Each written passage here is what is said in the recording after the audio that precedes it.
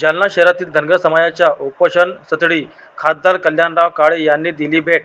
जालना शहरातील अंबा चौक पुली परिसरात गेल्या 6 दिवसापासून धनगर समाजाला एसटी प्रवर्गात समाविष्ट करा, आरक्षणाच्या मागण्यासाठी दीपक बोराडे हे उपोषण करते। आज दिनांक 22 सप्टेंबर सोमवार रोजी जालना जिल्ह्यात खासदार कल्याण काळे यांनी उपोषणाला पाठिंबा दिला असून पुढे काय म्हणाले आपण पाहूया। आरक्षणासाठी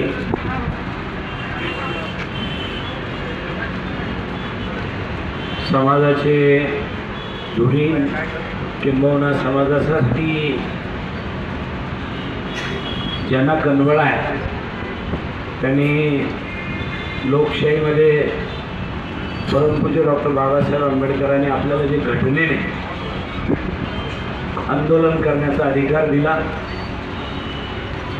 हे दीपक भाऊ बोराडे यांनी आमरण उपोषणाचा मार्ग पत्करला। मी सर्वप्रथम सर्व समाज बांधवाच्या वतीने तथा माझ्याही वतीने सन्माननीय दीपक भाऊ बोराडेच्या आमरण उपोषणाला पाठिंबा देतो। एवढंच नाही तर खासदार या नात्यानेही पाठिंबा देतो आणि जे आरक्षण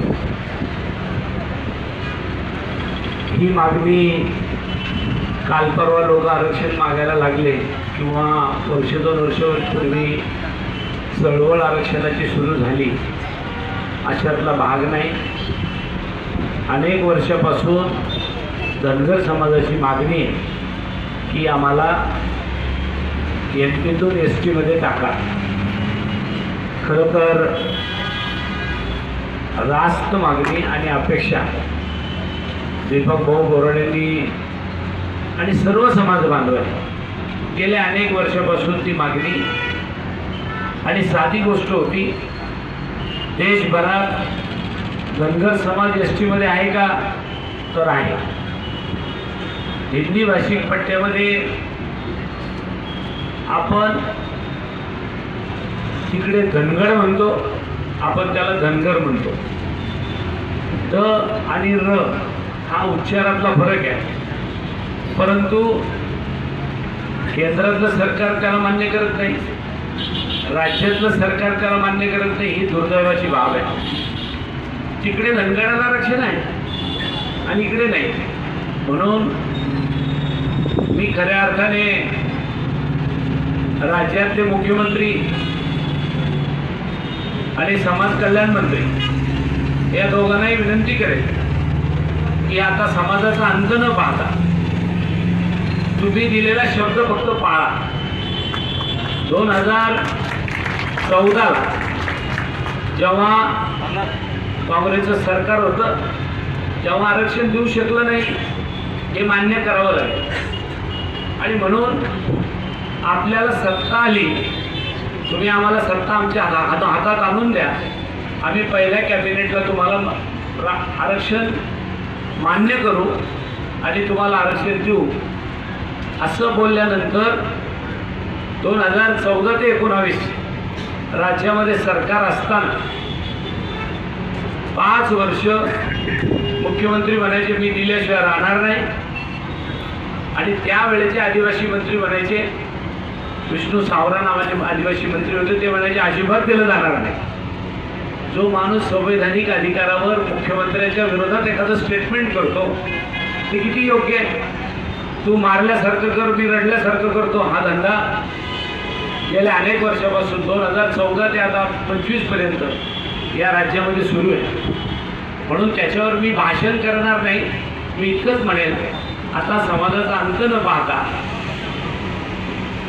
जे दीपक भाऊ बोराडेने आमरण उपोषणाचं आंदोलन या ठिकाणी सुरू केलं आहे त्याची वाट न पाहता शासकीय यंत्रणेने मी आता तिथून गेल्यानंतर जिल्हाधिकाऱ्यांना विनंती करणार आहे की मी पत्र देतो, या पत्राच्या आधारावर आपण माननीय मुख्यमंत्र्याला संदेश पाठवा आणि आपले दूत ताबडतोबीनं दीपक भाऊ बोराडेंचं उपोषण सोडायला या आणि नुसतं उपोषण सोडू नका तर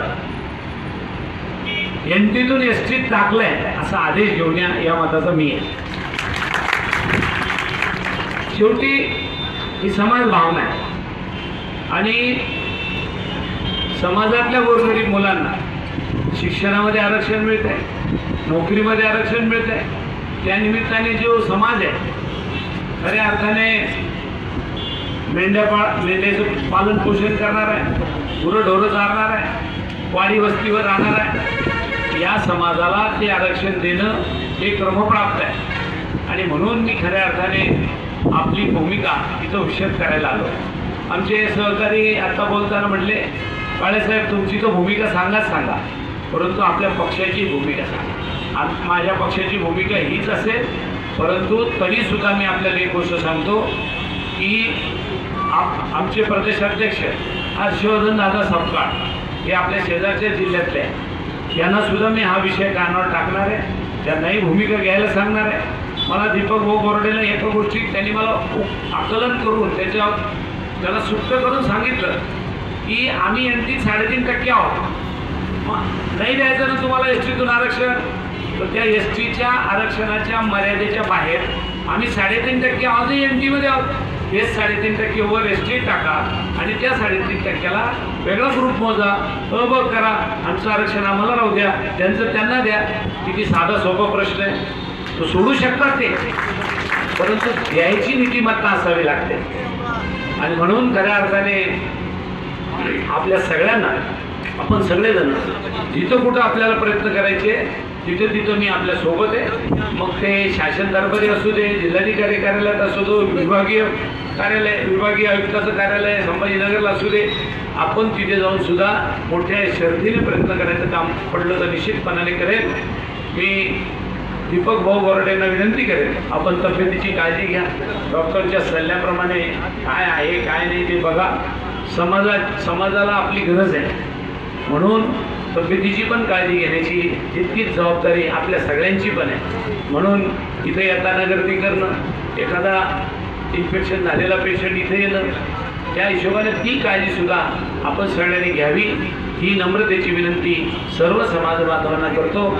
आज इथं आमच्या समेत बबलूबाई आहे, राजाभाऊ देशमुख आहे, कल्याणराव दळे आहे, आपले जयप्रकाश दादा आहे, सगळीच टीम आपली महाविकास आघाडीच्या संदर्भातली. मी मुद्दाम त्यांना सगळ्यांना फोन केले की आपल्याला जायचं आहे. आणि मला याची कल्पना आहे, कालच्या लोकसभेच्या निवडणुकीमध्ये सुद्धा तुम्ही माझ्या पाठीशी खंबीरपणे उभे होते, याची मला जाणीव आहे.